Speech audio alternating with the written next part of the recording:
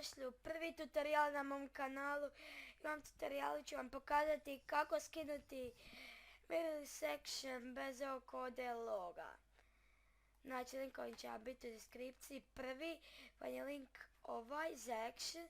Znači, samo dođete ovdje, pa idete ono next i dobit ćete Mirrorless section. Onda, morate skinuti ovaj action activation.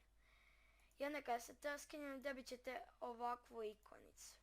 Evo sada ću vam ja to pokazati. Ovako ćete dobiti action, to idete next i download i dobit ćete ovo.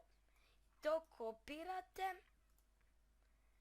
Ovdje će vam biti mali katanac. Ovdje. I uđete u to. Pisat će vam name. Upišete bilo koji ime, ja sam napisao action. I onda dolje upišete od ovog što ste skinuli, ono što ste kopirali, to dolje upišete i dobit ćete action bez loga i tako vam je. Evo, ovo su vam moje postavke koje koristim. Vidite, ovakve vam ja postavke koristim. Ovo mi je i najbolje. I to bi bilo to za ovu epizodu. Nadam se da vam se svidjela. Ako jeste, ostavite like, share, subscribe. I pozdrav!